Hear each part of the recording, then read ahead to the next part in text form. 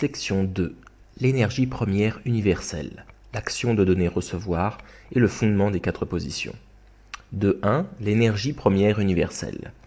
Dieu, le créateur de toutes choses, est la réalité absolue, éternelle, existante par elle-même, transcendant le temps et l'espace.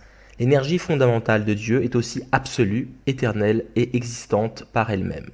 Elle est l'origine de toutes les énergies et de toutes les forces qui permettent aux êtres créés d'exister. Nous appelons cette énergie fondamentale l'énergie première universelle. 2.2. L'action de donner et recevoir. Grâce à l'action de l'énergie première universelle, les éléments sujets et objets de chaque entité forment une base commune et entrent en interaction. Cette relation génère à son tour toutes les forces dont l'entité a besoin pour l'existence, la multiplication et l'action. L'interaction qui génère ainsi ces forces est appelée action de donner et recevoir.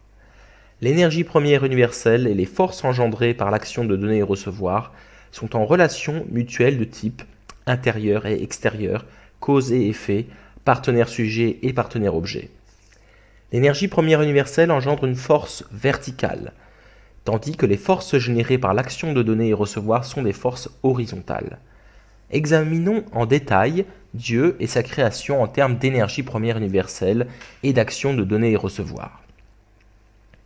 L'énergie première universelle de Dieu conduit ses caractéristiques duales, éternelles, à former une base commune pour leur relation mutuelle.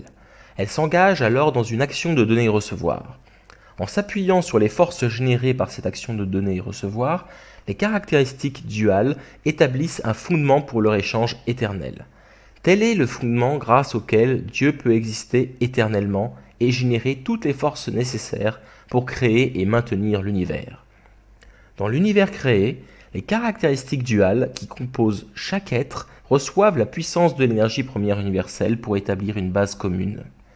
Elle commence alors une action de donner et recevoir. En s'appuyant sur les forces générées par cette action de donner et recevoir, les caractéristiques duales établissent une base pour leur échange constant. Cela devient le fondement pour l'existence de chaque être individuel, ce qui lui permet de devenir un partenaire objet pour Dieu et de générer toutes les forces nécessaires à son existence. Par exemple, les atomes commencent à exister quand les électrons s'assemblent autour d'un noyau et initient une interaction électromagnétique qui est un type d'action de donner et recevoir. Quand des cations et des anions accomplissent une action de donner et recevoir, ils forment des molécules et produisent des réactions chimiques. L'action de donner et recevoir entre charges électriques positives et négatives est à la base de tous les phénomènes électriques. La circulation d'éléments nutritifs entre le xylème et le phloème est l'une des actions de donner et recevoir dans les plantes, qui maintient leur fonction vitale et permet leur développement. L'action de donner et recevoir entre étamine et pistil est le mode de reproduction dominant dans le règne végétal. Les animaux se multiplient et perpétuent leur espèce grâce à l'action de donner et recevoir entre mâles et femelles. Les règnes animal et végétal coexistent par des actions de donner et recevoir, telles que les échanges d'oxygène et de dioxyde de carbone et la coopération entre les abeilles et les fleurs. En ce qui concerne les corps célestes, le système solaire existe sur la base de l'action de donner et recevoir entre le Soleil et les planètes. Leurs mouvements variés créent la structure de l'univers. La Terre et la Lune maintiennent aussi leur rotation et leur révolution sur une orbite définie grâce à leur action de donner et recevoir. Le corps humain se maintient en vie grâce aux actions de donner et recevoir entre les artères et les veines, l'inspiration et l'expiration, le système nerveux sympathique et le système nerveux parasympathique, etc. L'action de donner et recevoir entre l'esprit et le corps permet à un individu de poursuivre des activités qui servent le but de la vie. Les actions de donner et recevoir entre mari et femme dans une famille, entre les personnes dans la société, entre le gouvernement et les citoyens dans une nation, et entre les nations dans le monde, sont essentielles pour leur permettre de vivre ensemble en harmonie et en paix. Quelle que soit la méchanceté d'une personne, la force de sa conscience, qui l'incite à une vie vertueuse, est toujours active en son fort intérieur. Cela est vrai pour chaque individu, en tout temps et en tout lieu. Aucun être humain ne peut réprimer la force de sa conscience qui est puissamment à l'œuvre, parfois même à son insu. Dès que quelqu'un se livre à un acte mauvais, il subit les remords de sa conscience. Si la conscience faisait défaut chez les personnes déchues, la providence divine de la restauration serait impossible. Comment la force de la conscience est-elle engendrée ? Puisque toutes les forces sont produites par l'action de donner et recevoir, la conscience ne peut générer par elle-même la force nécessaire à sa mise en œuvre. En d'autres termes, la conscience peut opérer seulement quand elle forme une base commune avec un partenaire sujet et commence une action de donner et recevoir avec lui. Le partenaire sujet ultime de notre conscience est Dieu. Fondamentalement, la chute s'est traduite par une rupture de notre relation avec Dieu. Au lieu d'atteindre l'unité avec Dieu, nos ancêtres se sont prêtés à une relation mutuelle avec Satan, s'unissant ainsi à lui. Jésus était le Fils unique engendré par le Père. Il atteignit l'unité avec Dieu, grâce à une parfaite action de donner et recevoir. Quand nous nous unissons à Jésus dans une parfaite relation mutuelle, nous pouvons recouvrer notre nature originelle reçue de Dieu. Nous pouvons alors développer une action de donner et recevoir avec Dieu et devenir un avec lui. C'est ainsi que Jésus fait office de médiateur pour les êtres humains déchus. Il est le chemin, la vérité et la vie. Jésus est venu avec un esprit d'amour et de sacrifice, afin de donner tout ce qu'il possédait à l'humanité, allant jusqu'à offrir sa vie. Si nous nous tournons vers lui avec foi, nous ne nous perdrons pas, mais nous aurons la vie éternelle. Le christianisme est une religion d'amour. Il cherche par l'amour et le sacrifice à ouvrir le chemin pour restaurer les actions horizontales de donner et recevoir entre les personnes dans l'amour du Christ. Sur ce fondement d'amour horizontal, le chemin est ouvert pour restaurer notre action verticale de donner et recevoir avec Dieu. En vérité, tel était le but central de tous les enseignements et actes de Jésus. Il déclara par exemple « Ne jugez pas afin de n'être pas jugés, car du jugement dont vous jugez, on vous jugera, et de la mesure dont vous mesurez, on mesurera pour vous. » Matthieu chapitre 7, versets 1 à 2. Ainsi, tout ce que vous voulez que les hommes fassent pour vous, faites-le vous-même pour eux. Voilà la loi et les prophètes. Matthieu chapitre 7, verset 12. Quiconque se déclarera pour moi devant les hommes, moi aussi je me déclarerai pour lui devant mon Père qui est dans les cieux. Matthieu chapitre 10, verset 32. Qui accueille un prophète au nom d'un prophète recevra une récompense de prophète, et qui accueille un juste au nom d'un juste recevra une récompense de juste. Matthieu chapitre 10, verset 41. Quiconque donnera à boire à l'un de ces petits riens qu'un verre d'eau fraîche, au nom d'un disciple, en vérité je vous le dis, il ne perdra pas sa récompense. Matthieu chapitre 10, verset 42. 2.3. Le fondement des 4 positions et la réalisation du but des 3 partenaires objets par l'action d'origine, division, union. 2.3.1. L'action d'origine, division, union. Le processus créateur de Dieu est amorcé quand ses caractéristiques duales forment une base commune sous l'impulsion de son énergie première universelle. Alors qu'elle commence une action de donner et recevoir, elle génère une force qui entraîne la multiplication. Par l'action de cette force, les caractéristiques duales se projettent sous forme de partenaires objets distincts et substantiels, qui ont chacun un rapport avec Dieu pour centre. Ces partenaires objets de Dieu assument ainsi les positions de partenaires sujets et de partenaires objets l'un par rapport à l'autre, en formant une base commune et en commençant une action de donner-recevoir sous l'impulsion de l'énergie première universelle. Ils se joignent ensuite en une union harmonieuse afin de former un nouveau partenaire objet pour Dieu. Ce processus complet, dans lequel, à partir de Dieu qui est l'origine, 2 entités se manifestent séparément et se réunissent à nouveau, est appelé action d'origine, division, union. 2.3.2. Le but des 3 partenaires objets.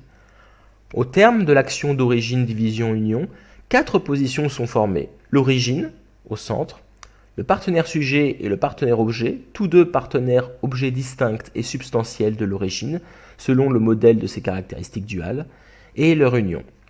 Chacune des 4 positions peut assumer le rôle de partenaire sujet et prendre les 3 autres comme ses partenaires objets, formant donc un ensemble de 3 partenaires objets. Quand chacune des 4 positions prend le rôle de partenaire sujet et commence une action de donner et recevoir avec les 3 autres qui gravitent autour d'elle, elles accomplissent ensemble le but des 3 partenaires objets. 2.3.3. Le fondement des 4 positions. Lorsque par l'action d'origine, division, union, L'origine, le partenaire sujet et le partenaire objet issus de l'origine et leur union accomplissent tous le but des trois partenaires objets, un fondement de 4 positions est établi. Le fondement des 4 positions est la base du nombre 4. Il est aussi celle du nombre 3 parce qu'il est l'accomplissement du but des trois partenaires objets. Dieu, le mari, la femme et les enfants accomplissent le fondement des 4 positions en traversant les 3 stades de l'action d'origine, division, union. C'est ainsi que le fondement des 4 positions est à l'origine du principe des 3 stades. De plus, chacune des positions dans le fondement des 4 positions va prendre 3 partenaires objets en accomplissant le but des 3 partenaires objets. Il y a donc au total 12 partenaires objets. C'est l'origine de la signification du nombre 12. Le fondement des 4 positions est la base fondamentale du bien. Il permet la réalisation du but de Dieu pour la création. C'est la base essentielle pour la vie de tous les êtres, fournissant toutes les forces nécessaires pour leur existence et permettant à Dieu de résider en eux. C'est pourquoi le fondement des 4 positions est le but éternel de Dieu pour la création. 2, 3, 4, mode de fonctionnement et application du fondement des 4 positions. Tous les êtres qui ont réalisé le fondement des 4 positions, en accomplissant le but des 3 partenaires objets par l'action d'origine, division, union, décrivent des mouvements circulaires, elliptiques ou sphériques. Aussi existe-t-il en 3 dimensions. Cherchons-en maintenant la raison. Par l'action d'origine, division, union, les caractéristiques duales de Dieu sont projetées pour former 2 partenaires objets distincts et substantiels, qui interagissent l'un avec l'autre comme partenaire sujet et partenaire objet. Le partenaire objet répond au partenaire sujet pour former une base commune et commence une action de donner et recevoir autour de lui. Dès lors que se maintient un état d'équilibre entre la force du donner centrifuge et la force du recevoir centripète, le partenaire objet gravite autour du partenaire sujet dans un mouvement circulaire et ils en viennent ainsi à former une unité harmonieuse.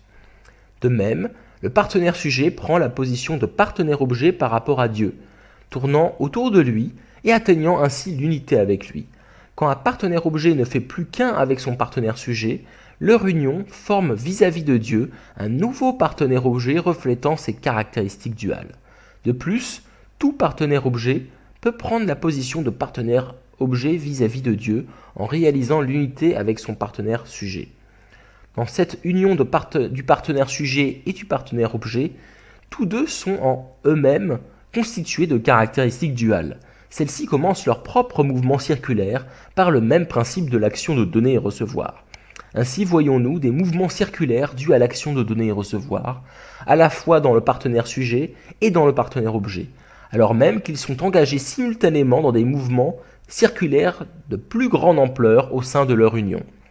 Bien qu'il y ait des moments où les 2 niveaux de mouvement circulaire entre partenaire sujet et partenaire objet peuvent avoir des orbites dans le même plan, parce qu'en général l'angle de révolution autour du partenaire sujet change constamment, le mouvement circulaire devient un mouvement sphérique.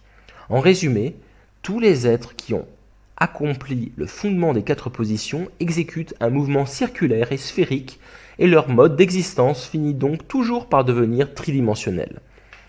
Prenons l'exemple du système solaire.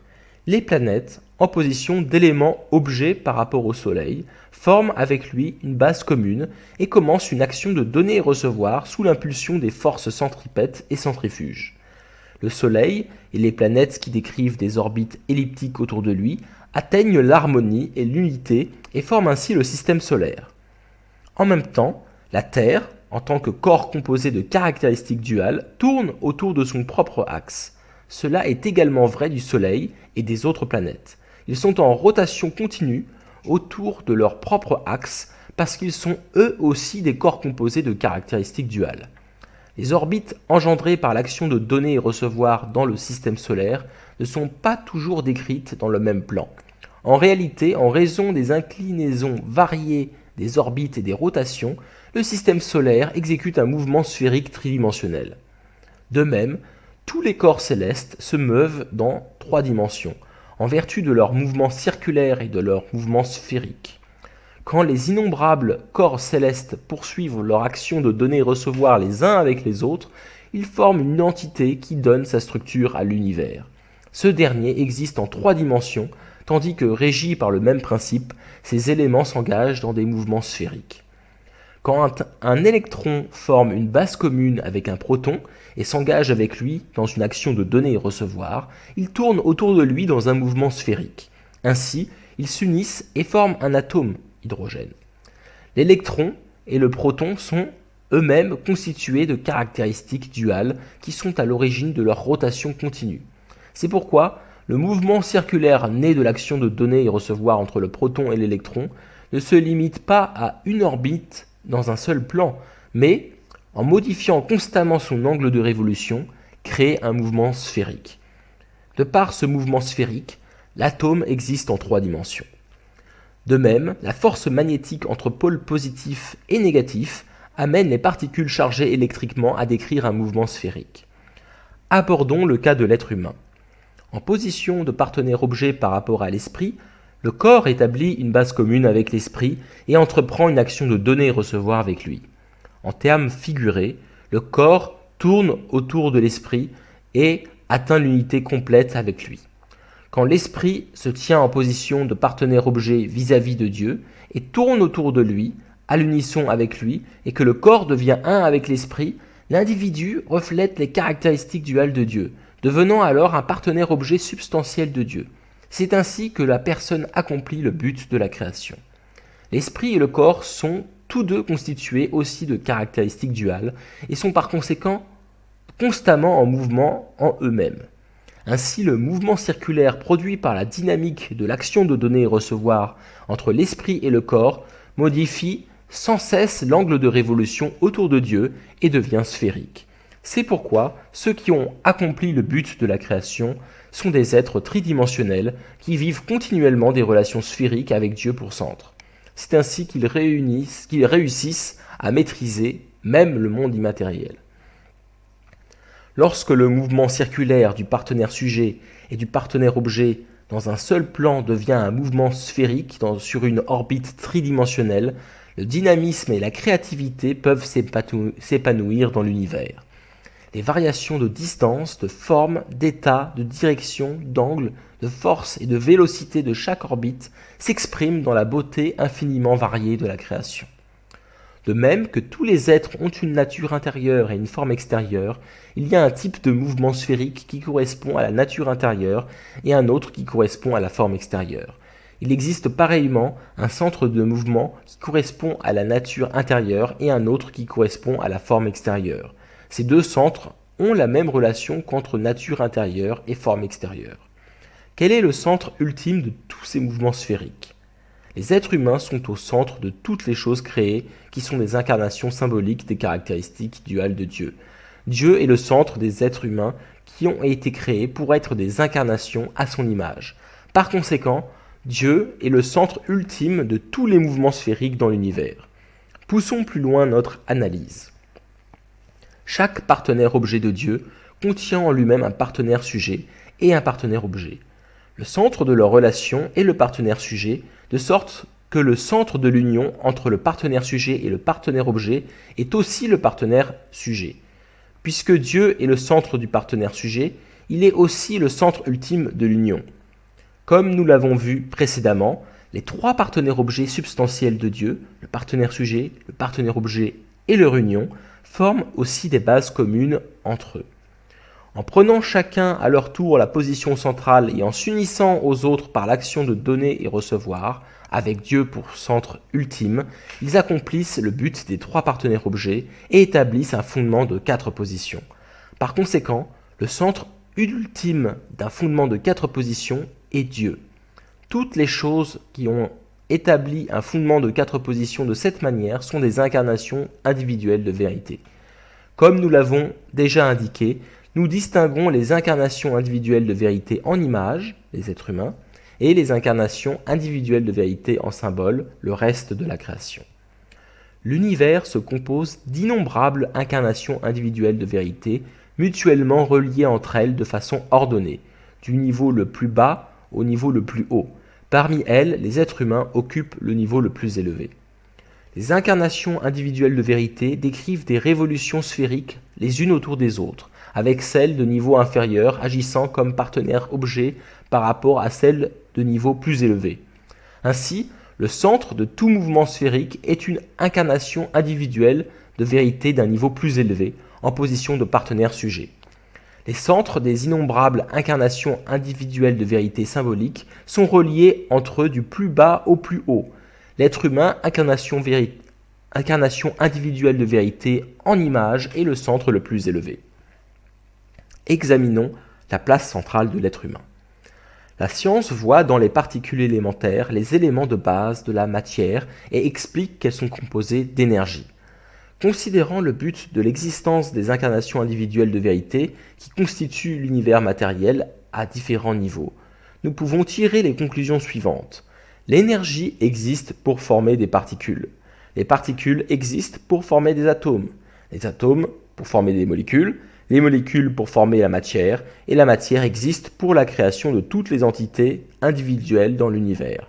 De même, l'activité de l'énergie sert à former des particules, l'activité des particules sert aux atomes, l'activité des atomes sert aux molécules, l'activité des molécules sert à la matière, et l'activité de la matière sert à la construction de l'univers. Quel est le but de l'univers? Quel est son centre? La réponse à ces deux questions n'est autre que l'être humain. C'est pourquoi Dieu, après l'avoir créé, lui donna pour mission de régner sur l'univers. S'il n'y avait pas d'être humain pour apprécier l'univers, on pourrait le comparer à un musée sans visiteurs. Les pièces exposées dans un musée n'atteignent leur vraie valeur et ne sont considérées pour leur signification historique que s'il y a des visiteurs pour les apprécier, les aimer et s'en réjouir.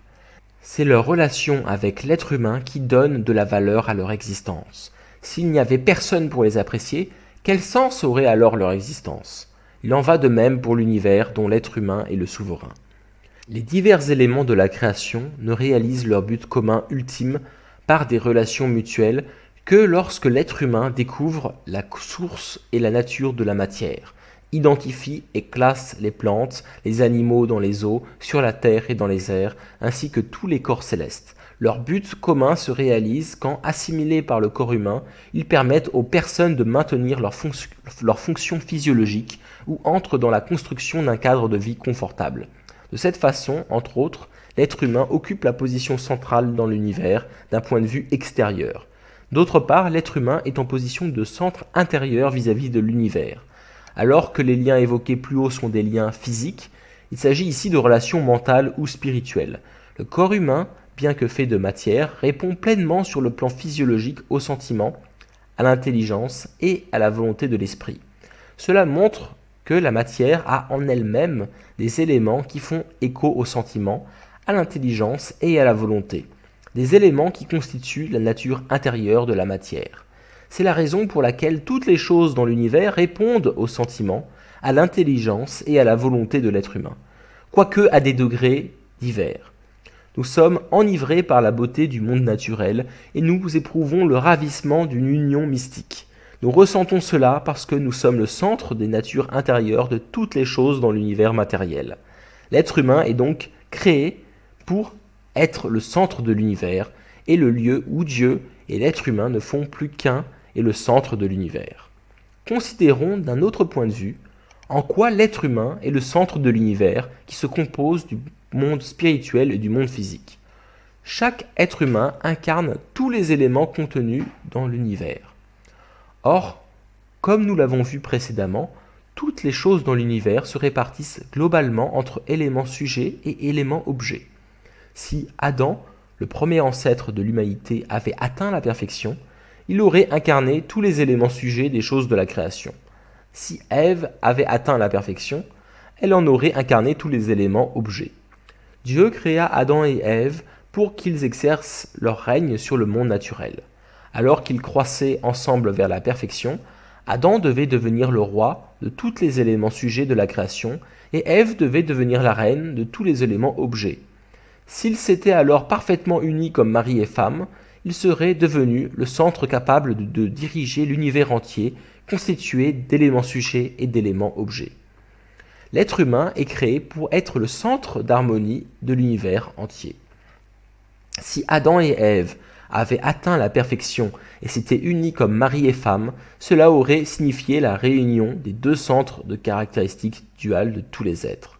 Si Adam et Ève avaient agi en harmonie et avaient atteint l'unité, l'univers entier, avec ses caractéristiques duales, aurait dansé en harmonie.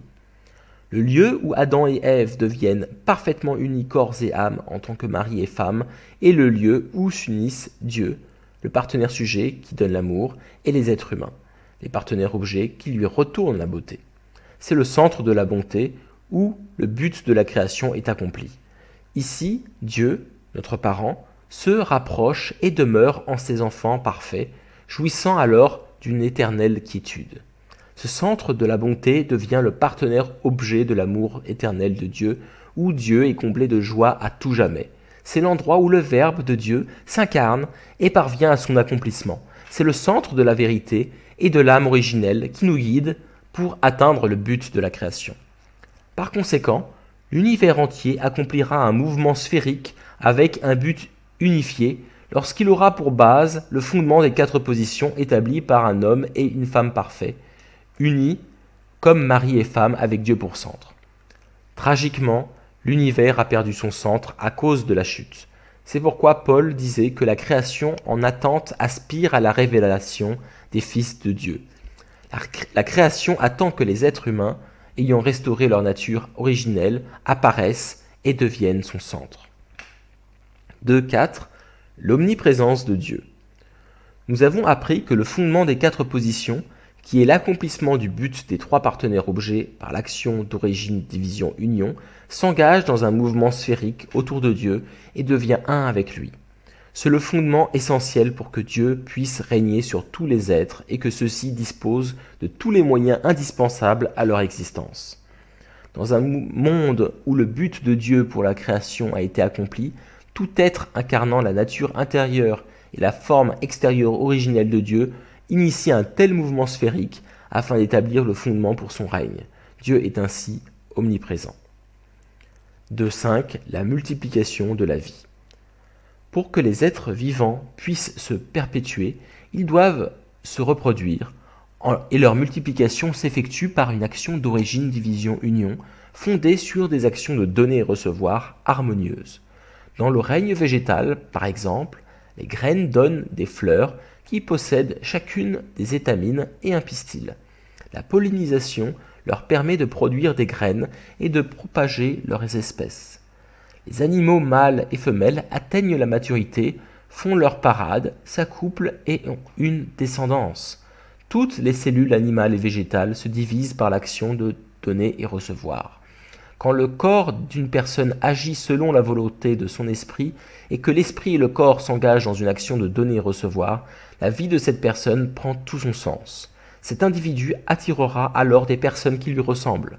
Quand ses partenaires travaillent ensemble de façon productive, leur groupe peut croître. On peut dire que l'univers est formé par la multiplication de myriades de manifestations substantielles de la nature intérieure et de la forme extérieure originelle de Dieu, grâce à leur action de donner et recevoir à la poursuite du but de la création. 2.6. La raison pour laquelle tous les êtres sont composés de caractéristiques duales. Pour qu'un être existe, il faut de l'énergie, et celle-ci ne peut être produite que par l'action de donner et recevoir. Toutefois, aucune réciprocité n'est possible sans être au moins 2. Afin d'engendrer les forces nécessaires à son existence, un être a besoin en lui de caractéristiques duales, en position de partenaire sujet et partenaire objet, capables d'amorcer une action de donner et recevoir. Un mouvement en ligne droite ne peut se maintenir perpétuellement. Pour qu'un être puisse avoir une nature éternelle, il doit décrire un mouvement circulaire. Or, pour qu'un mouvement circulaire se produise, une action de donner et recevoir est nécessaire entre un partenaire sujet et un partenaire objet. Cela est vrai même pour Dieu. Le fait d'avoir des caractéristiques duales lui permet d'exister éternellement. Pour que la création de Dieu reflète sa nature éternelle et soit son partenaire objet éternel, elle doit également être constituée de caractéristiques duales. De même, la perpétuité du temps est assurée par des cycles périodiques.